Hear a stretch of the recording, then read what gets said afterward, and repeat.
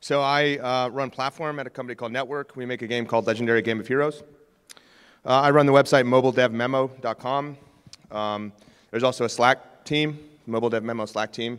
There's like maybe 600 participants just discussing all manner of topics related to mobile. And I wrote the book Freemium Economics. Prior to what I'm doing now, I had run my own company called Heracles, and I released a product called Agamemnon, which got acquired by Network, which is how I joined the company. Before that, I was the vice president of user acquisition at Rovio, and a while back, I worked at Skype. So the title of this presentation is State of the App Economy. So I'll start the presentation with kind of a high-level overview of what I believe to be the current state of the app economy, and then I'll walk into 3 challenges and opportunities that I see for 2018 and beyond, 2018, 2019, maybe the next 24 months. So to start, a sort of high-level overview of the current state of the app economy.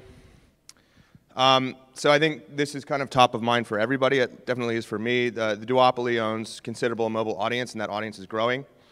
By the way, this presentation is kind of like chock full of charts like this. You won't be able to read them as I scroll through pretty quickly. I'll put this online later if you want, but I mean, these are just generally meant to support the points I'm making. You can see here that this on the left, this is a chart from Nielsen. On the right is a chart from ComScore. The ComScore report is newer. It got released, I think, 3 or 4 months ago. But basically, Facebook and Google collectively own 8 of the top 10 most used apps. And Snapchat and Pandora round out the top 10, right? So Facebook and Google own 80% of the top 10 most used apps. This is kind of in terms of unique audience. And I think what's really interesting about this is that there are legacy apps, like the sort of like, you know, the Facebook app, YouTube, Gmail, not the new stuff, not like TBH, which Facebook acquired. It's still growing more than 10% year over year. And a lot of these apps are ad channels or third-party content distribution channels now, right? So they're not just sort of standalone apps that are consumed by people that host content that are consumed, first-party content that are consumed by the users, but they're actually now hosting third-party content, right? So they're aggregating content within their app, right? So the duopoly, so Facebook and Google, has also productized this massive quantity of user data into industry-leading proprietary ad bidding and targeting tools. So like this, the data that Facebook and Google have now is essentially their moat to protect them from losing market share, and they've been able to productize that data in a way that nobody else can to provide targeting tools and nobody else can, right? So it's sort of like this, I guess, virtuous cycle. You could call it vicious cycle, I guess, depending on your perspective, but a virtuous cycle that gives them more and more market share and protects them ever more. And I think this kind of manifests itself last year in 2017 with Google sort of like wrapping all of its ad products into UAC, right? All of its mobile ad products now run through UAC, which is kind of blind, right? You sort of push money in, Google decides the placements, Google decides in some cases the creative, and then they just give you sort of performance benchmarks and performance metrics based on all their downstream data that they have, right? So based on events. So, you know, they've moved beyond the click and the install, and now they're basically bidding entirely on events, and Facebook has done the same. They started with AEO, and they've now moved into VO campaigns, so value optimization. So all this is blind to the advertiser. You have really no say in it. You can set, I mean, you can control your budget, but that's basically about it. And so these companies using their downstream data kind of control your entire spending strategy. So as a result of all this, the duopoly has captured a massive portion of the mobile advertising market. This isn't a surprise to anybody. I think the graph in the middle is the most interesting. This is from the IAB, and it shows that basically Google and Facebook in 2016 owned 89% of the growth in the digital advertising market. So 89% of all the growth belonged to those 2 companies, and the other, quote unquote, was, you know, given 11%. On the right, you see just basically net US digital ad revenues by company. On the left, I published this graph in a post recently, and you see that basically like it's, you know, Google, Facebook, major Chinese companies, so including, you know, Tencent, and then other companies. So there's basically these 4 groups, but within those last 2 are, you know, are some of the biggest companies in the world: Amazon, Microsoft, Tencent. And so, I mean, kind of dovetailing with all that, engagement is being concentrated in a smaller number of apps. I think this stuff is probably, old news to a lot of people. The graph in the top right is something that I've been using in presentations for like 4 years, and it basically says that the majority of smartphone owners download 0 apps per month. And I think people have kind of like tried to refute that, but I mean, it keeps coming up over and over and over again in these reports. That feels right to me. So I mean, you're basically, and if you think about why would that be, well, going back to the very first slide, I mean, you're competing for users' time against these entrenched interests that have already a massive footprint, and also can use that footprint to distribute their own apps or apps that people are paying to distribute. So I mean, what does that create? Well, it creates kind of a market situation where you've got essentially the new platform operators and then the people with the most money pushing them onto those platforms to try to distribute their own apps against the interests of the platform operators who have their own apps themselves, right? So you can understand that it would be really, really competitive to promote apps. But that said, engagement is increasing. So within a relatively smaller scope of apps, but per user engagement is increasing, which I think kind of runs counter to the narrative that's kind of pushed on a lot of tech websites, which is that engagement's decreasing, kind of mobile's, has run its course, people are moving on to new platforms. So according to this study, which was published by Sensor Tower like 6 months ago, mobile engagement was up 19% Q4 than a year before, right? Q4 2016. And so, as a sort of logical extension of that, the biggest apps are becoming third-party content distribution platforms and intermediating the app discovery process, right? Which would make sense, right? So if there's a smaller number of apps that concentrate, that engagement's being concentrated in, and it's getting harder and harder, and as a result of that, it's getting harder and harder to promote new apps, well, then it would make sense that these apps that do control the engagement would then turn those into promotion platforms and monetize that. This is a good example. So this is Facebook Instant Games. So basically, they now have an app store for HTML5 games within Messenger. The same is true for iMessage, Apple's iMessage. And I think one way to think about this happening, which isn't quite as obvious as Instant Games, is Facebook Live and Facebook Watch. So Facebook Watch being like watching video content, not like a watch product. So Facebook is potentially going to spend up to $1 billion on original video content for its platform. Well, why do that? Well, control more engagement, and also go to where the interest is. The interest is currently in video, right? But once they start actually distributing third-party video content, doesn't that kind of make them sort of like a Netflix, which kind of makes them an app store, at least a content store for video content within the app store, right? And so if you think about the old discovery paradigm, it started with the App Store or Google Play. You maybe searched for something, or maybe you were led there via an ad. You went to the app, and then in that app, you consumed that app's first-party content. And it's kind of changed now to where the App Store and the Google Play are sort of irrelevant, right? So, if you think about like an Uber, if you think about a YouTube, if you think about even Facebook, I mean, even these apps that are growing 10% year over year, there's no discovery happening in the App Store or Google Play. The discovery happens elsewhere. The discovery happens either through word of mouth, or you've already actually discovered that app and you're only downloading it because you got a new phone. So really, it starts at the app, and in that app, you are able to browse a proprietary catalog of third-party content, which becomes the App Store. And then via that App Store, you discover new content, and you consume that content.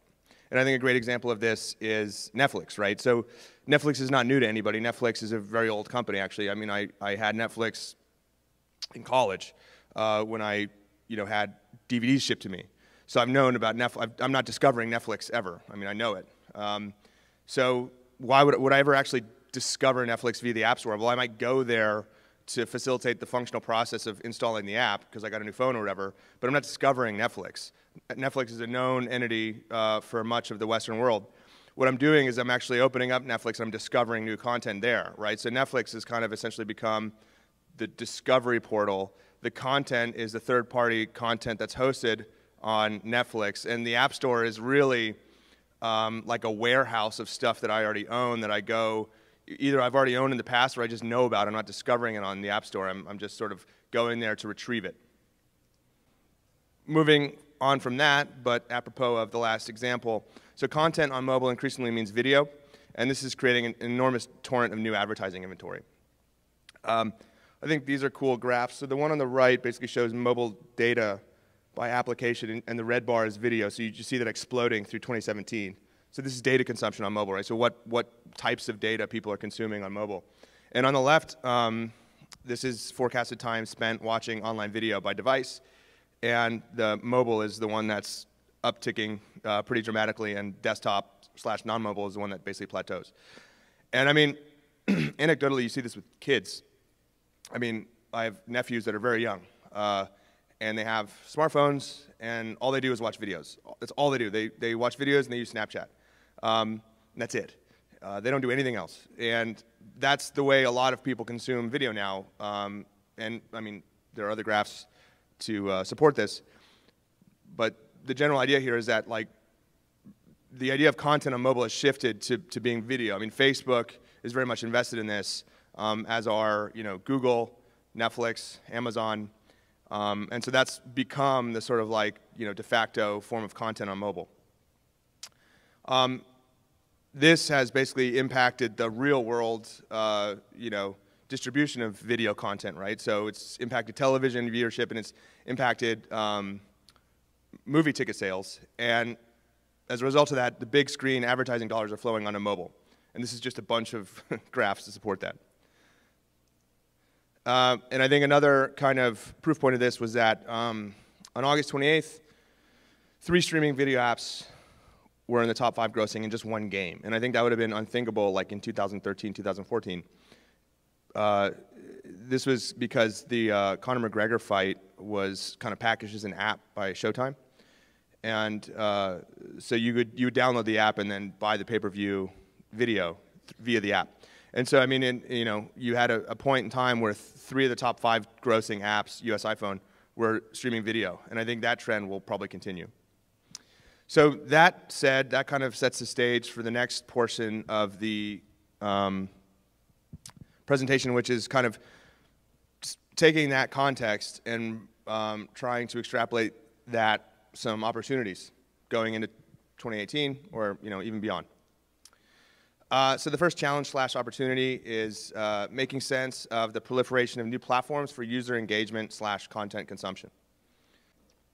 So I feel like every 6 months or so, you get this kind of wave of hysteria around some new sector of connected device that's going to become like the next big platform, right? So if you think about what Silicon Valley is, it's kind of like an incubator for new tech platforms that,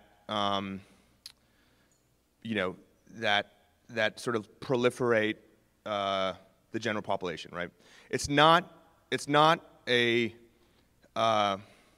preservation community, right? It doesn't support those platforms after they've been birthed and after they've created like billion, trillion-dollar industries. It creates them.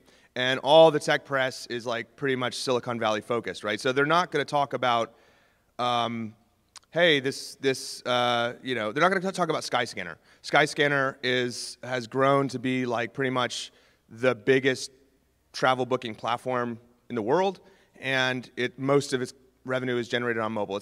So, you know, the Silicon Valley tech press is never going to talk about Skyscanner because that's mobile, and the mobile wave happened in 2014, or even going back to 2008, and so they don't care about that. They care about like the next thing that's going to create these $1 trillion. They care about the inception of these industries and not the sort of growth phase or the sustenance phase.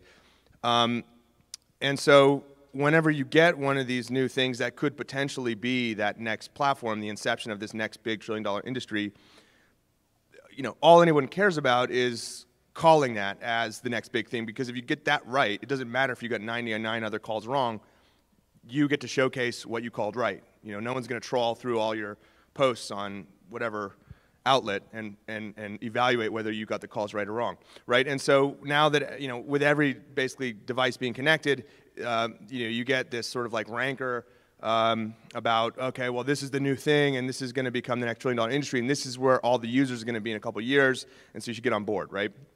There's tons of examples of this. And so it's tough as a marketer to really parse that and to, you know, to make like a considered, thoughtful decision around where you focus your energy. So like I just said, you know, the tech media uncritically promotes all emerging platforms as the next big thing. And in so doing, you kind of have to call the death of the previous platforms, right? So like I've read so many articles that talk about the mobile app gold rush is over, the end of apps, and then you read, you know, Apple released numbers and they made like, you know, record-breaking revenue over like the period between Christmas and New Year's.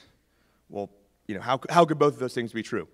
And so new platforms are appealing, and they do need to be sort of considered because you get first mover advantage and there's lack of price discovery, but you also need to be able to discern between hype and, you know, and substance, and be able to time deployment correctly.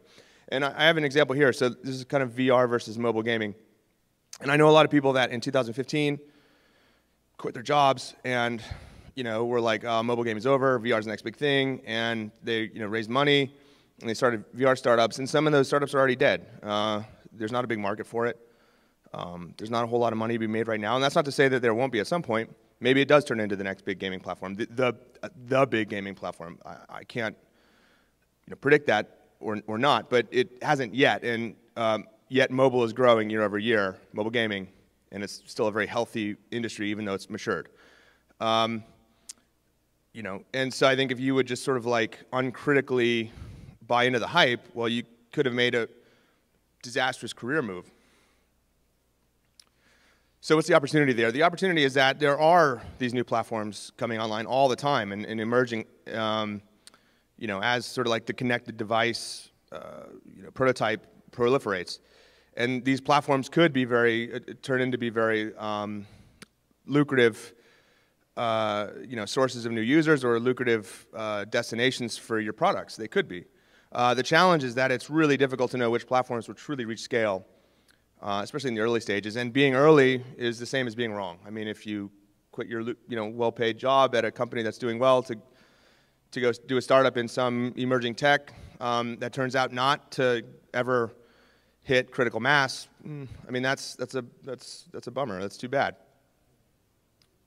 You know, just to say there's an opportunity cost to all of this. Second challenge / opportunity is that the largest social networks are almost certainly facing impending regulatory scrutiny. So, you know, world governments, I don't mean that in like a conspiracy way, but, you know, governments of various countries around the world are beginning to take note of the proliferation of disinformation / propaganda on the largest social networks. So these, you know, I mean, I don't mean to be political, but these are 3 ads that were identified as having been paid for by basically, you know, Russian state organizations during the 2016 election. And the companies that operate these networks are reacting slowly / reluctantly, and regulation seems likely to be introduced. So I don't know if anybody followed the congressional hearing that Google, Twitter, and Facebook testified at in December. Or maybe it might have been late November, but it didn't really go well. It was pretty clear that, so first of all, I mean, you know, these companies, you know, had their lawyers attend, and also, so I mean, just, you know, that's going to be a disaster. But, you know, the other piece of it was that the Congress people clearly didn't really fundamentally understand the business that the companies are in and how they make money. And my fear, or I think a, you know, big sort of, call it like secular risk, is that this lack of understanding and lack of ability to sort of like jointly create a solution to this problem, which is a really big, I think, important problem that needs to be thoughtfully considered, is just gonna actually cause like a really reactionary set of regulation from the US government, which could have really disastrous implications for the mobile advertising industry. So like they've already, you know, I I think so. Facebook has done two specific things to try to, I think, placate the U.S. government. One, they've committed to hiring 10,000 people to review the ads that are run on Facebook, which, if you understand these kind of systems, you know that 10,000 is not nearly enough. 100,000 wouldn't be enough. You just would never be able to review every single piece of ad creative and copy, no matter how many eyeballs you threw at it. And the second is, this was just last week, they said they're going to reduce the number of, basically the ad load in the newsfeed, which, okay, that's not going to reduce the demand. Well, you could say that's not going to reduce the demand on the advertiser side. So it's going to drive prices up. It's not really going to change anything.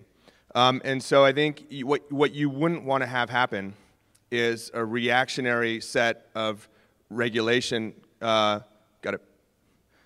regulation, like a reactionary regulation suite that looks like GPDR, because that would be really disastrous, I think, for advertisers, for these companies which are driving the growth of the mobile advertising industry, and just the general sort of like consumer tech industry.